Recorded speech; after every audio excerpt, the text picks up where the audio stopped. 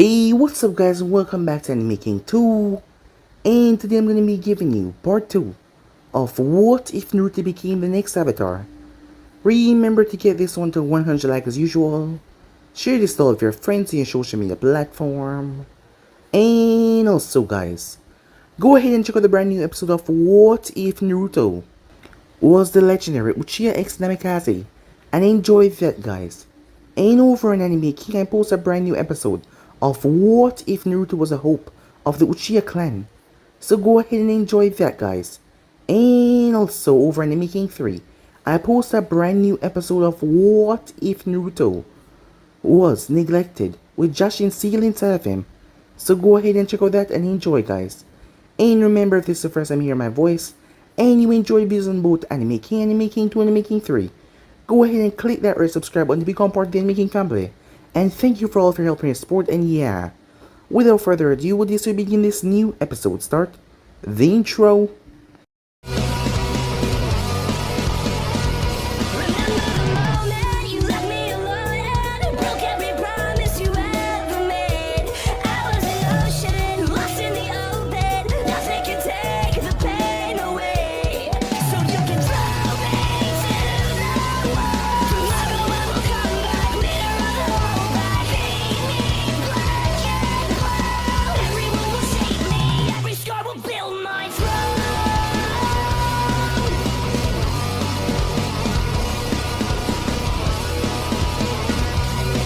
So the last time we had left off, a young boy, his name was Naruto Uzumaki, as he was making his way.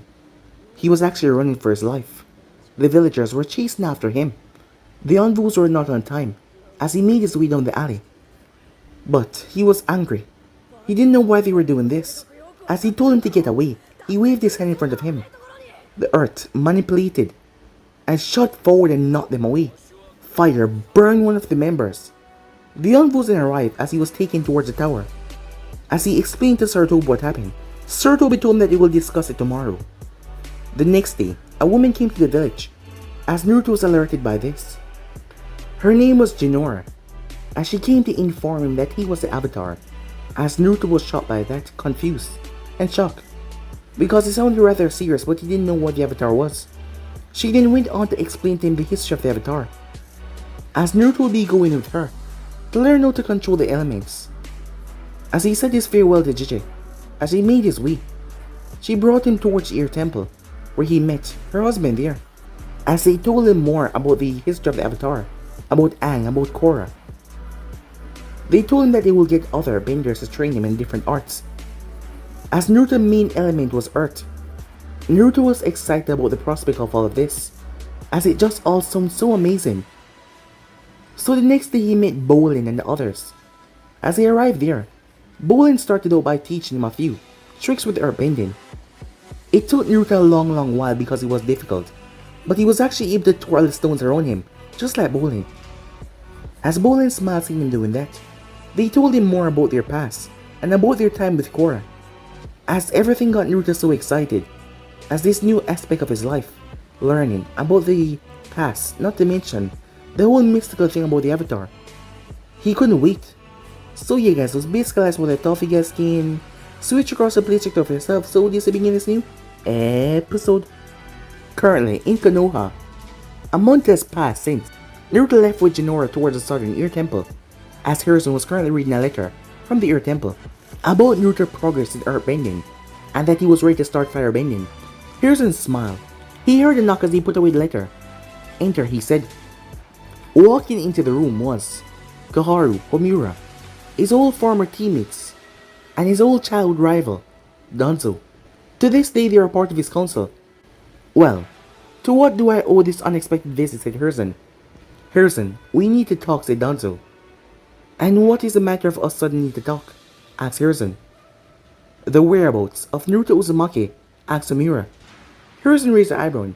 And why would you want to know his whereabouts? Because he had not been seen for many weeks now, Koharu said. And how would you know that, Hiruzen asked. There has been no mob outbreaks by the villagers, said Danzo. Hiruzen's eyes went firm. So that's how you keep tabs on him. Danzo skipped over the question. We came here to see if you might have known where he had gone. You three have not taken any interest in his well-being, And now that you're not seeing him, you're concerned, Hiruzen said.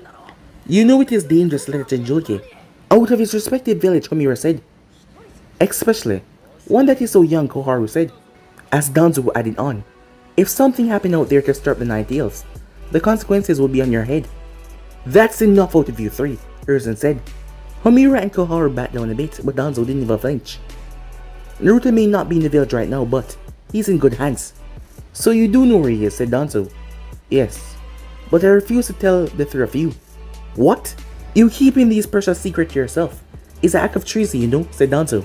Don't talk to me about treason, Danzo, Hiruzen said, with a glance, warning him to back off. Naruto might be a Jinchuriki to you, but you will soon find out that he's much more than any of us will ever imagine him to be. What do you mean by that, Homura asks. The day will come soon when you realize it. Now, believe me, Hiruzen said, as Homura and Koharu, knowing when Hiruzen was serious, they decided to walk away. Danzo gave Hiruzen a glance so as he stood there for a moment, before he walked off. Meanwhile, at the Southern Hero Temple, after successfully learning how to master earthbending from Bolin, Naruto was learning how to master firebending from his older brother, Mako.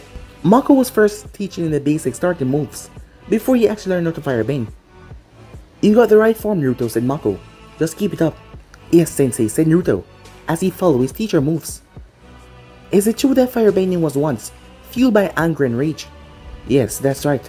Long after Avatar Wong, the Fire Nation twisted its original teaching to be fueled by overpowering force, tempered by the unflinching will to accomplish tasks and desires, said Mako.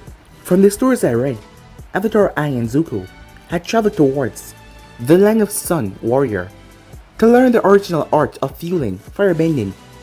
They learned that it represents energy and life.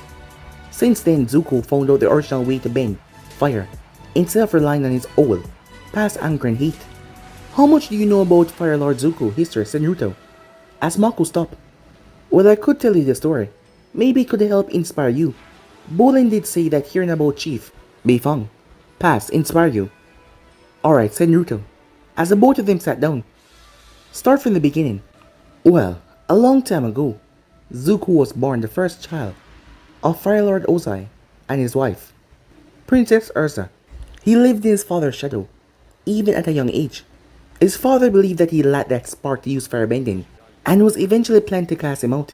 But with help from Urza and the Fire Sages, he was able to prove himself.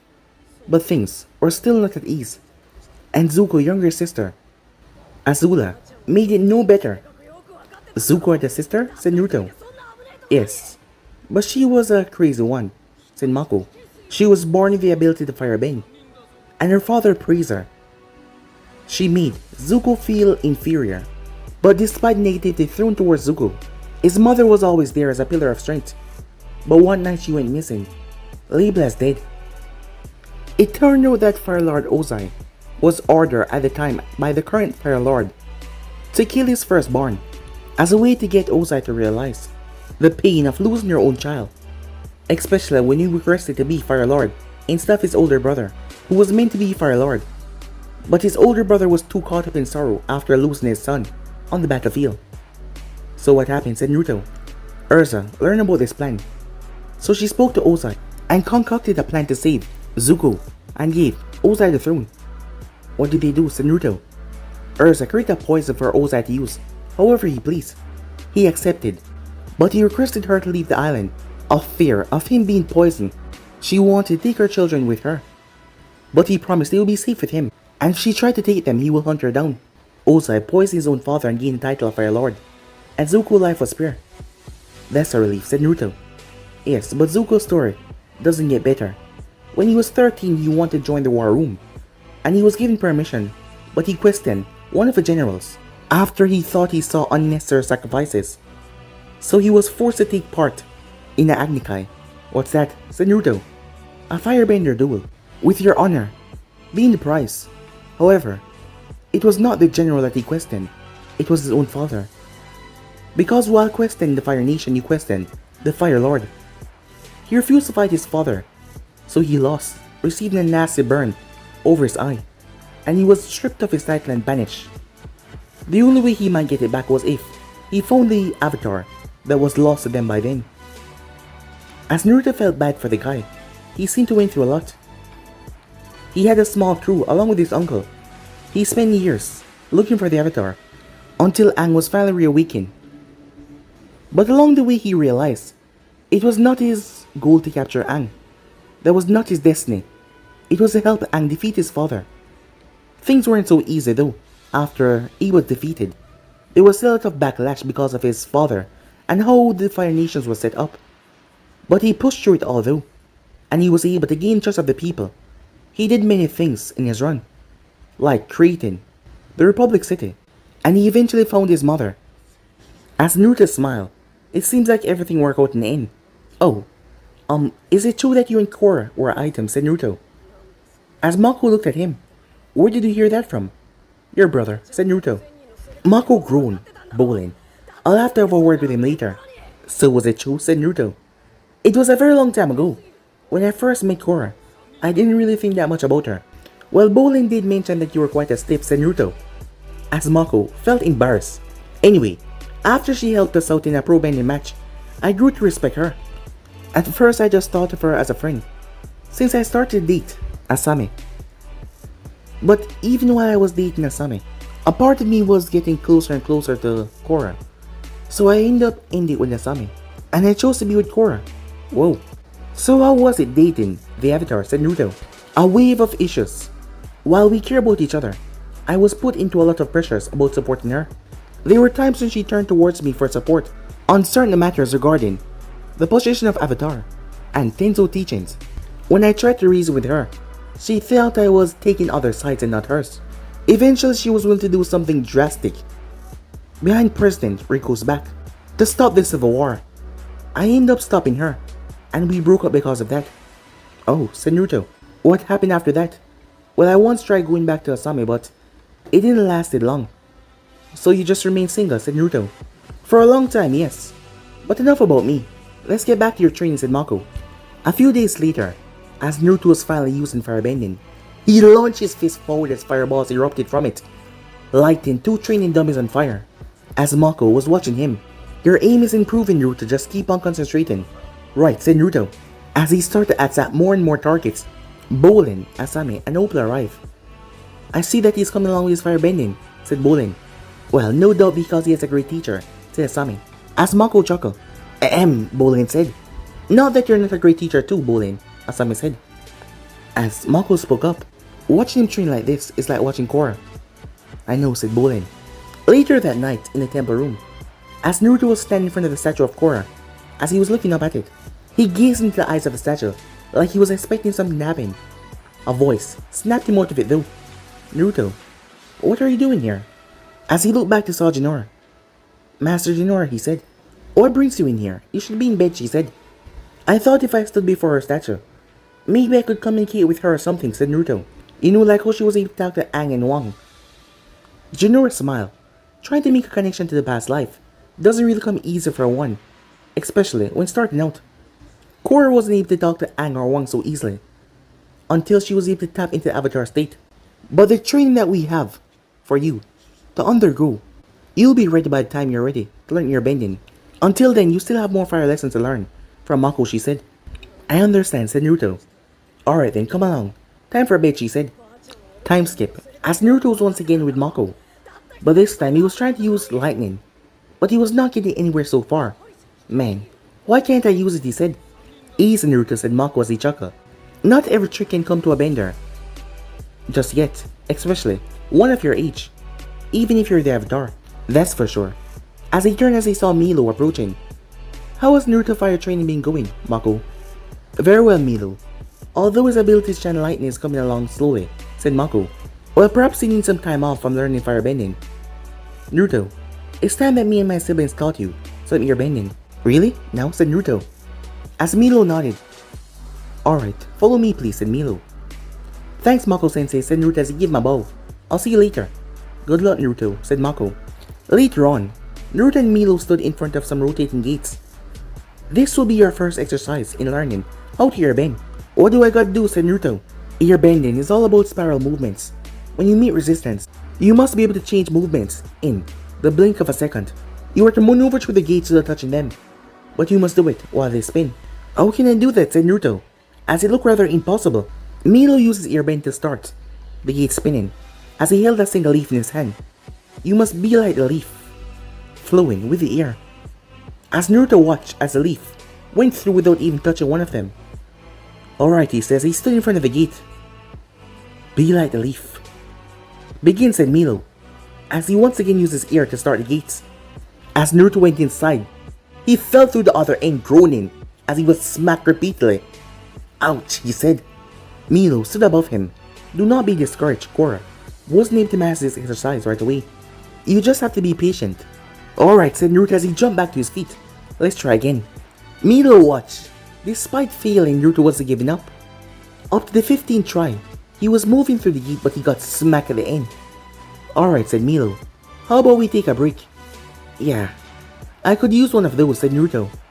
While you've yet to complete the first exercise, you're still progressing at an astonishing rate because of your determination and will to not give up. Well, I'm not gonna stop until I get that exercise down, said Naruto. As Milo smiled, Korra herself was also struggling to use airbending when she came to Republic City. But she was determined to master it, especially when dealing with Amon. Who's Amon, said Naruto? The very first enemy Korra encountered when her days of the Avatar started. Could you tell me, said Naruto? Why not, said Milo. Well, to understand Amon, I must tell you how it started. It was during my grandfather Ang years. He had apprehended a criminal boss known as Yagwan. He was a danger to the city because of his unique ability to bloodbend. Bloodbend? What's that, said Naruto? A form of water bending, bloodbending, allowed the user to manipulate the fluids inside someone's body and control them like a puppet. That doesn't sound pleasant, said Naruto. But why did you say at will? Well, the catch to this dangerous bending is, it can only be used on a full moon. At least that's how it formerly was. Grandma Katara, after being tricked into learning water bending from a former southern water tribe member who used blood bending and was scarred from it. After the 100-Year War, Grangang outlawed that kind of bending. So this guy that Aang went after, he can do it at will, said Naruto. That's right. After he was convicted, he used his blood bending to try and escape. But my grandfather removed his ability to bend, and he was put behind bars. That was supposed to be the end of him, but Korra found some hidden secrets about him that she got from a reliable source. What, said Naruto? He had managed to escape from Republic City and fled. He altered his face and took on a new identity. He moved to the Northern Water Tribe and fell in love with a woman that later on became his wife. Together they have 2 children, the oldest, Notak, and the youngest, Tarlak. They live a happy life together until he discovered that both of his sons were born in waterbending. He taught them to master their abilities. His rage was still there for when Aang took away his powers. Then one night he took them on what was supposed to be a hunting trip. Instead, he told his son the truth about himself, and that he also had the ability to bloodbend. At nights, on the full moon, he started to date them on hunting trips to train them the art of bloodbending. Tarlak was a slow learner and lacked the motivation. Notak, on the other hand, had mastered it when he was 14. Then to further push them past their limits, he ordered the both of them to bloodbend each other. Tarlak refused to do it, and he was furious at his son's weakness. Before he could harm his boy, his elder son bloodbend him to protect his younger brother. Notak decided to run away on his own and offer his brother the chance, but his younger brother refused. Eventually, his father died, along with his mother passing. So does this Notak has connection to Amon, said Naruto. Well, Notak was Amon. What? Said Naruto. Yes, over time, he realized he could use his blood bend to strip away a bender ability permanently. Eventually, he adopted the alias Amon, and he put together a cult known as the Equalists. I heard about that from Jinora, said Naruto. What are they? Non-benders who were led to believe that they were oppressed by benders. Amon created a fake story, saying that his parents were farmers and they were killed by firebenders, and he was given the ability to take away benders' abilities. It was bestowed upon him, and the Equalists followed his lead. During Korra arriving at Republic City, he was stirring up everything, and he was taking away Bender's ability and causing nothing but chaos. Even Korra was afraid. But he wasn't the only one though. Who was there, said Naruto? Tarlok. Wait, his younger brother, said Naruto. Milo nodded. Him and his father believed that his elder brother had died out there when he had left. Tarlok went on to become a part of the city council, using shady deals to gain position and power. He started to arrest citizens who weren't a part of the Equalists. Korra tried to stop him, but Tarlok revealed his blood-bending ability and captured Korra to keep her out of his way. Eventually, Amon discovered this and removed Tarlok bending and took him hostage. Korra found her way back to us, and after discovering Tarlok, told her the truth about his past and his brother. When Korra and her friends went on to fight Amon, she exposed him as a fraud that he was. Amon fled the city and reunited with Tarlok. We thought that he had gotten away, but afterwards the boat was destroyed and 2 bodies were found, and it was them. What happened, said Naruto. We assumed that Tarlok had taken both his and his brother's life. For the sake of all, said Milo. Whoa, said Naruto in shock, as he went on to tell Naruto what happened after that. After the break was over, Naruto stood in front of the gates. This time he was calm, his breathing was calm as Milo watched him with a smile. The moment he activated the gates, Naruto moved through them, as he swift like the leaf itself. As he arrived towards the edge and came to a stop, as he opened his eyes. As Milo came over, well done Naruto, you did it. I did it. I actually did it, said Naruto as he bounced around in excitement. As Milo laughed, I remember how spirited I was when I was around your age. Let's go for another few rounds, said Naruto. He wanted to make sure it wasn't a fluke. Later that night, Naruto heard a female voice calling out to him as he got up out of bed. He looked around confused. He must be working too hard. He was starting to hear things. As he went back to sleep. As the next day Ikki started to teach him ear blasts, ear punches, ear kicks, many things. As he was told more stories about Korra and the past. A part of it kind of fueled him to continue on with his journey. The determination in his eyes just growing more and more. The next day, as Naruto used the ear bend in the crate, an ear scooter to ride on top of it, just like the way Aang did. Supervising him was Kai and Rohan. This is so awesome, said Naruto as he rode around on his ball of ear. To be that young and spirited, said Rohan. Yeah, said Kai. As Naruto flipped off and landed on his feet, as the ball of ear dispersed. Oh, Master Rohan, your grandfather was a genius, create something like this, said Naruto. I know, said Rohan, the nod. You're doing well for ear bending, but there's still more for you to learn. If you're aiming to be a master, said Kai. Yes, Master Kai, said Naruto. Later that night, as Naruto stood in front of Korra's statue. Korra, I don't know if you can hear me, he said, but I want you to know I'm learning all I can about you. You are amazing with all you've done, and all you've accomplished, said Naruto. I hope I can be a great avatar just like you. I don't know what lie ahead for me in the future, the obstacles I'll face, the people I meet, but it doesn't matter what it is. I'll get past them all, he said. I'll overcome them. So I hope you watch over me as I do, he said as he bowed his head. As he left, unaware of her eyes that were glowing. Time skip. As Naruto's riding through the air, on Pepper with Jinora, and Asami riding with them. As Naruto spoke, how much further until we get to Republic City? Jinora smiled. We're already here, Naruto.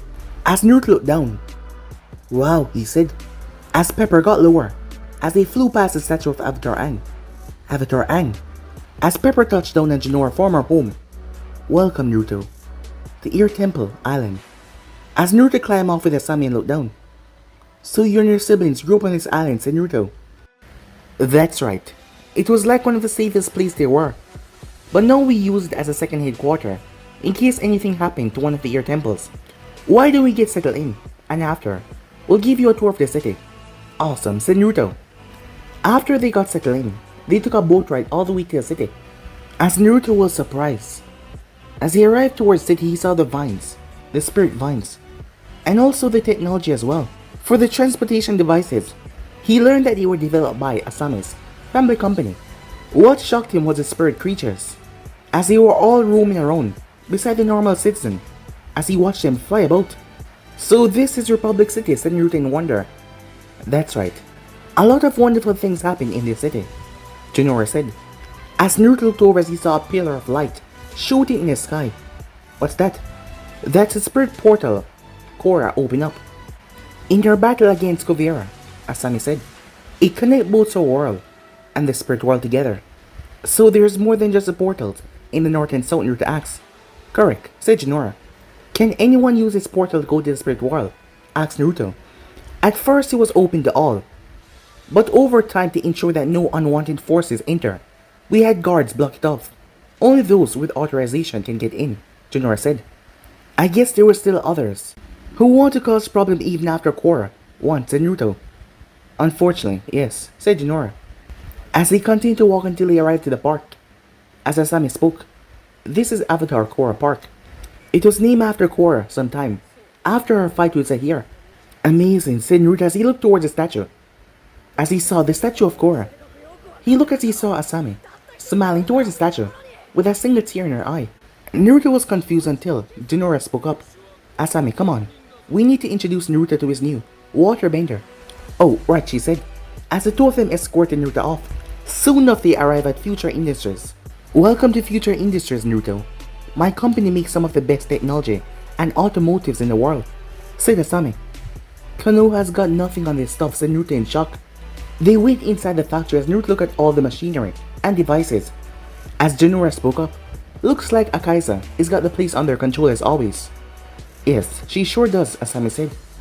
Who's Akaisa, said Naruto, until they heard a voice in the distance. And how is our sales looking in the Fire Nation? Sales are up by 20%, another voice said. They looked ahead as they saw a woman. Dark hair, black eyes. She was dressed in a business suit. She looked to be in her 40s. She was surrounded by workers as they gave her the latest in their sale. Excellent. And how are they in the Earth Kingdom, the woman said. Up by 15%, another worker said. Splendid. Akaisa. The woman turned her head as she saw Jinora, Asami, and a boy. Could you all excuse me, she said, as she made her way. Mom, Jinora, as she hugged the two. It's so good to see you, Jinora greeted. As Naruto looked up and realized the woman addressed Asami as Mom. Mom? He asked. Akaisa noticed the boy. Is this him? She asked Asami. That's right, Akaisa. This is Naruto Uzumaki, Korra Legacy. Akaisa smiled as she lowered herself. It's very nice to meet you. My name is Akaisa. I'm Asami, an Avatar Korra's child. Naruto blinked in confusion. Child? He said. Adopted, actually, Asami said, seeing his confusion, but yes, our child. As Naruto still looked confused until Akaisa spoke up. So Jinora told me that you need someone to teach you waterbending, right? He snapped back into focus. Yes ma'am, he said. Well, you're in luck. I learned all my waterbending from my mom Korra, and I can teach you the same way that she teach me. I would appreciate that, said Naruto. Come on, we can go to my place, Akaisa offered. Are you sure that you should be leaving now, said Jinora. Don't worry, things are all in order here. They can manage the rest of the day without me. Plus, I want to get home to see my family. Well, let's get going, Asami said, as Akaisa left with the three. They arrived at the Sato mansion. As Naruto looked up at the building. Wow, you live here? Yes, at first it was owned by Mom and Grandpa Hiroshi, Akaisa said. But when Mom retired from Future Industries, and I took over, I inherited this place, with my family. As Naruto entered inside. Wow, he said. The place looked like it was built for a king. Walking in was a man the same age as Akaisa. Short brown hair, and glasses. Akaisa, he greeted. Welcome home. She hugged the man. Thank you, Coke. Naruto, this is my husband, Coke, she said. Nice to meet you, sir, said Naruto. So this is the new avatar. A pleasure to meet you, said Coke, as he shook Naruto's hand. Mom, Grandma Asami, a voice said.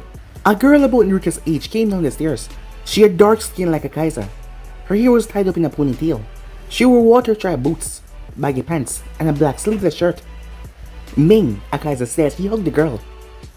Have you been a good girl? Asami asked. The best, said Ming. Ming noticed Naruto and looked curious.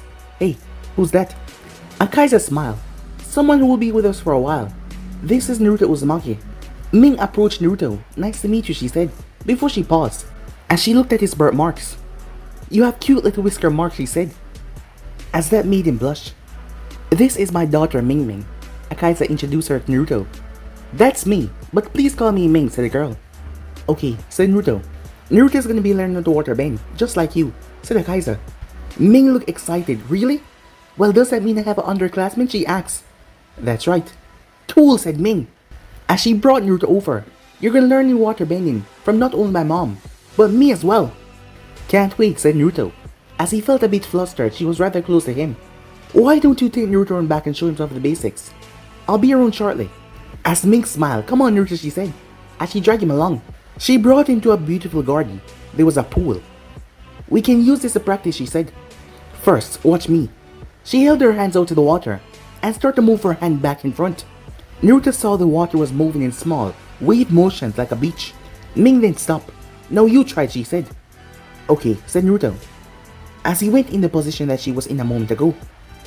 Now you must feel the flow of the water and move with it, she said. As Naruto mimicked the hand movements, but the water wasn't moving. It's not working, he said. It's okay. Even the basic steps don't come the first time or so easy, she said. 20 minutes later. And how is everything going, Akaisa asked, as she arrived. He's finally getting ahead of it, Mom, said Ming. Well, no doubt he has such a great senior student, as Akaisa ruffled her head. As Akaisa stepped in front of Naruto. Since you got the basics exercise down, we can pick it up from there, she said. Ming's also learned from me as well. Okay then, let's get started, said Naruto. As Ming giggled. You're funny, you know that? I'm not, said Naruto. R2, or not, R2, or not, R2. As Akaisa sighed. Well, these two got along rather quickly. But she had to stop this because it looked like they wouldn't stop until she intervened. A few hours later, Akaisa was watching as Naruto and Ming was moving the water in a swirl. Two pillars shot up in the air before they slowly descent back into the pool. As Akaisa clapped, well done both of you, she said. As she clapped them on and cheers. We did it! The both of them grabbed each other's hands and started to jump around. As they got rather close in their little dance, they got flustered and moved away. Why don't we break for lunch, Akaisa said. Sounds good, said Naruto. They made their way to the dining hall. As Naruto saw the chef brought in the food. Yes, real food, he said. Still not used to the vegetarian diet at your temple, Asami asked. Are you kidding me, said Naruto. I've been eating so many greens. I feel like I'm nothing but skin and bones. As he looked towards the delicious food coming his way. Well then, eat up, Asami said. As Naruto dived in, but something was plaguing his mind. As he decided to ask. Can I ask something, he says. He looked towards Akaisa. Sure, she said. How are you the adopted daughter of Korra? And Asami-sensei, he asked. Akaisa saw how curious he was as she answered. Well, my parents were originally from the Southern Water Tribe. When I was born, we moved to Republic City to have a new life. But when I was 6 years old, my parents were killed by a firebender working for one of the gang in the city. He was caught and brought to face justice, but I was left without a home. I'm sorry, said Naruto, as he apologized. Akaisa nodded towards his apology. Eventually, I was brought to Republic City, in the orphanage. I was trying to teach myself how to water bend, because my parents had promised they would teach it to me before they passed. But all I did was got myself into trouble because I always made mess. I can relate to that, said Naruto. After all, he always get in trouble. I watched time and time again as kids get adopted, while I was always being ignored. Then one day, Avatar Korra and Hasami came to the orphanage looking to adopt. They were shown multiple children to choose from. But when Korra saw me, she saw I was the one. She along with Hasami adopted me. Really? Said Naruto. Korra could tell that I had a kind heart, and I just wanted to be loved, and that I was also through a lot of traumatic situations in my life. So they adopted me and raised me like their own. When I was 9, I was taught how to bend by Korra, and Asami showed me the wonders of the future industries. I became obsessed with the inner workings of the business, the technology, all of it. I even voiced a few of my thoughts. Asami saw the potential inside me, and she decided to introduce me more deeply into the business by telling me the ins and out. It would one day be my place to lead future industries in the new age when Mother Asami stepped down as the head of the company. Wow, said Naruto. I eventually settled down with Coke, who was a pro bending coach at the time. And after a while we had Ming, she said, with a smile on her face. As Naruto smiled, he was happy to hear that, as Ming smiled back at him. Later that night, Naruto was still curious about something, as he found Asami outside on the balcony. As she was looking over the city, Asami said Naruto. Oh, hello Naruto, she said. Akaisa said that you had a good first day of practice. Yeah, but I'm still trying to work out to turn water into ice, said Naruto. You will get it eventually, said Asami. Can I ask you something personal, said Naruto. She looked down towards him as she wondered, what was he intending to know? What was Korra to you, said Naruto. Asami was taken aback. But she decided to tell him. Well, as you know, I first met Korra through Mako. You ran over him with a bike, said Naruto. As he chuckled as Asami looked sheepish. Yeah, since then, we started to see each other. While I help Korra in any way that I can to keep on protecting Republic City. Especially after I found out my dad was part of the Equalists. When I found out that Mako really loved Korra, we broke up and I decided to focus on my company. After I heard that Mako broke up with Korra due to the incident in the Civil War, I wanted to help him, but it was best if we didn't get back together. I see, said Naruto. Korra, despite being my love rival for Mako, turned out to be one of the best friends I could ever hope for. And we went through a lot together. A whole lot, said Naruto. And in the last battle, I lost my father, and Korra was there for me. Well, after that, there was a wedding between Varkin and Zuli, and Korra and I decided to take a trip to the spirit world, just the two of us. During our stay there, we realized how much our friendship meant to each other, and that it was more than just friendship. More than friendship, said Naruto, confused. As Asami smiled, yes, it was love, she said. Naruto's eyes widened. Wait, you two were... As Asami nodded. I will tell you this, Naruto, Korra was the most loyal and caring friend I ever had, and I will always love her. As she looked up at the moon and smiled, as Naruto could see that she had loved Korra. Well, you and Korra raised Akaza well. I'm sure that she will be proud to see her teaching her legacy. Oh, believe me, Akaza, feel very proud in teaching you, Asami said. I know, said Naruto with a yawn. Well, thanks for telling me, he said. I'm gonna go to bed now, he said. As Asami smiled. Alright, good night, Naruto, she said. As Asami looked back up in the sky, as she remembered the fond memories of the past, as a tear fell from her eye, as she smiled. She will always love Korra no matter what. Time skip. One morning, in the backyard of the Sato mansion, Naruto was showing Ming one of the jutsus that he learned from his scroll that Hiruzen gave him. As Naruto formed the hand sign, Shadow Clone Jutsu, he said. There was a poof, as 5 more things stood there. Whoa, said Ming. What do you think? Said Naruto and the clones. That's amazing, said Ming, as she looked at the clones. They're solid clones. That's right, said Naruto, as he dispelled them. Naruto, as they turned to see Jinora, Asami, and Akaisa approach. Mom, look what Naruto can do, said Ming. Come on, Naruto, do it again. Naruto laughed. Okay, he said, as he summoned 5 clones. The 3 women were amazed. Well done, Naruto. It's nice to see that your bending isn't the only thing that you've been working on, Jinora said. Well, Gigi gave me the scroll of Jutsu for a reason, said Naruto, as she smiled. Well, I come to tell you I want to bring you to another old friend of both Korra and Ans. Really? Who? Said Naruto. Well, he's not here per se, but he's not that far away. Where is he? Said Naruto. In the spirit world. The spirit world? Said Naruto. That's right. Since you still have ways before learning the spiritual side of bending, we will be taking the portal here in the spirit world. Whoa, said Naruto. He was actually gonna go in there. Can I go too? Can I? Said Ming. Sorry, Ming, but this is something Naruto needs to do, said Akaisa. Avatar stuff, you know, said Naruto, as Ming puffed her cheeks. Time skip. They finally arrived towards the spirit portal beacon. So once we go through there, we'll be in the spirit world, said Naruto. Yes. Take my hand, said Jinora.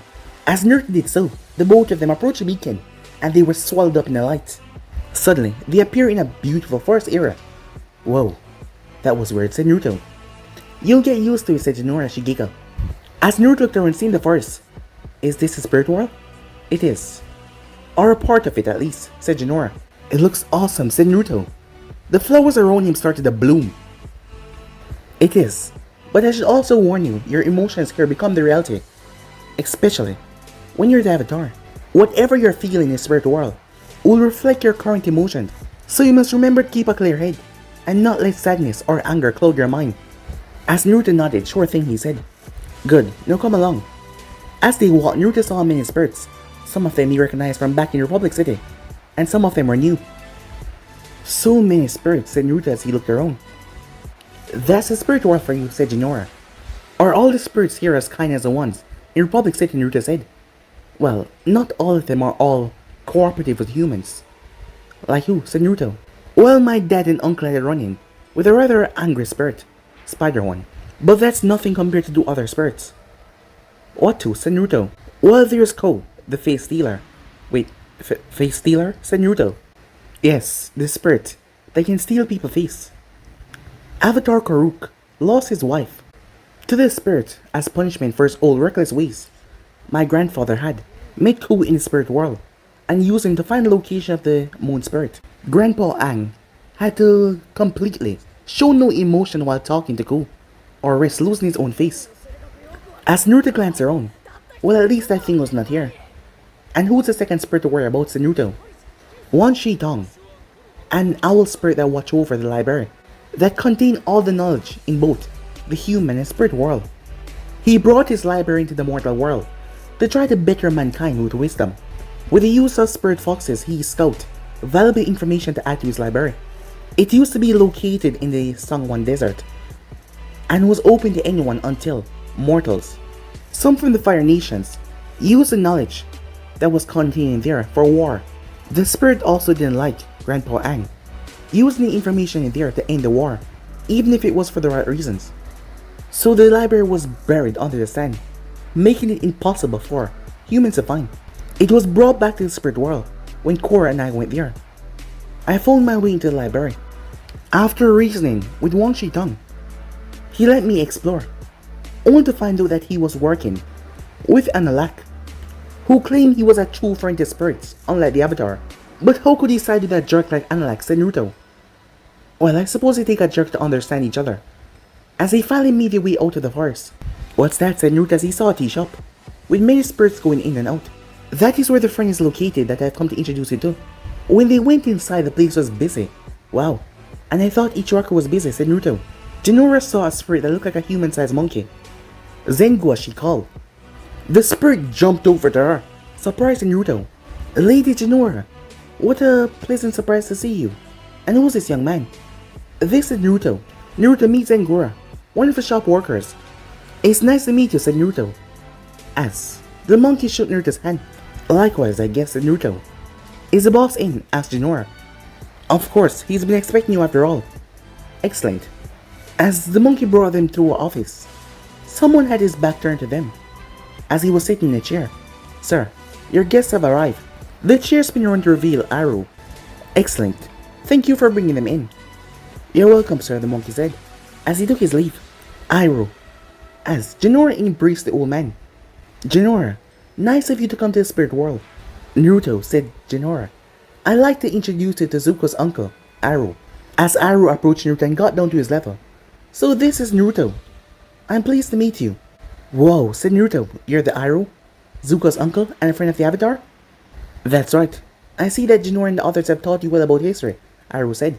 But how are you here, said Naruto? Well, after settling all my affairs in the mortal world, I decided to leave my body behind and settled here, in the spirit world. You must have been here for a very long time, said Naruto. Yes, and during my stay here I've made many friends, and even opened a tea shop here. Speaking of which, why don't you all join me for a coffee, said. That'll be wonderful, Aru, Jinora said, as the three of them sat down. So how did you know about me, said Naruto. Well, when Jinora found out that you were the Avatar, she met me in the spirit world through meditation to tell me about everything. It's amazing to see that the new Avatar was not born in the cities here, but out in the elemental nation. If there's any place that has imbalance, it is out there. Have you ever been to the elemental nation, said Naruto. Quite a few times, in my early years in the Fire Nation army. Now, Jinora has been telling me how well your bending has been coming since you first started the train. She has, said Naruto as he turned towards her, as she smiled. Yes, she said that you've been coming along very well, but your talent and spiritual side is still lacking. That's what I keep hearing, said Naruto as he pouted. It's nothing to be ashamed of, Naruto, Jinora said, as she patted his head. Remember, Korra wasn't able to connect to the spiritual side so easily herself. Jinora is right, but being here in the spiritual world can help your progress. It can, said Naruto hopefully.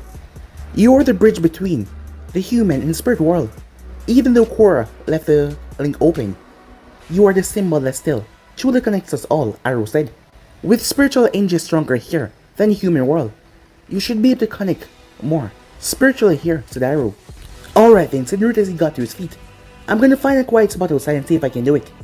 Don't go too far, Naruto, said Jinora. I won't, said Naruto. As he ran off, Iroh chuckled. To be that young and spirited again. I know, said Jinora. Outside the tea shop, as Naruto found an open space not too far. As he made sure that he was relaxed as he got into a meditative position, he breathed in and breathed out. Suddenly, he felt himself being pulled away. The next thing he knew, he was in water. He picked up himself. The strange thing was he wasn't getting wet, as he saw a massive bars in front of him. Where am I? He said, as he noticed there was a ceiling tag in the center of the bar. As Naruto heard a snicker. Hello? Someone there? Red eyes snapped open as he fell. As Naruto blinked. Hello, boy. The creature greeted him mysteriously. Wait a minute, said Naruto, as he looked closer. You're the nine-tailed fox, aren't you? You guessed it, kid. But if that is you, said Naruto, then I must be deep in your subconscious. The fox said for him, truth be told, I always wonder when you'd come to visit me, although I expected you to be a bit older. When you finally came, the fox said, his voice sounding humorous. So this is a joke to you, said Naruto, as he clenched his fists. Well, I'm not laughing, because of you, the village. Look at me like I'm some kind of plague. And what do you want me to do about it, the fox asked. I don't know, said Naruto, but do you even realize what I've been through because of you? The fox growled. You're starting to sound like I should have never been born. Maybe I'm saying that, said Naruto. You little piece of... But the fox was cut off as a light chant from above. As the both of them looked up. That's enough, both of you, a mystical female voice said. Hovering down was a spirit that looked like a crown shape and had long tentacles. Its body was white with blue markings around the front and a diamond shape in the center. Naruto gasped as he looked towards the description. It's you. It's really you. You're Rava, he said. Rava, the spirit of light. That is correct, Naruto Uzumaki. I am Rava, the spirit of light, and the one that is responsible for creating the Avatar. I can't believe you're actually here, said Naruto. I have always been with you since the day you were born. As Naruto looked up in shock. So she get the warm greeting, and all I get is grief. The fox said, Kurama, you cannot fault the boy for how he feels, especially since he doesn't know the side of story that only you knows, said Rava. As Naruto blinked. Kurama? Wait, is that your name? If you must know.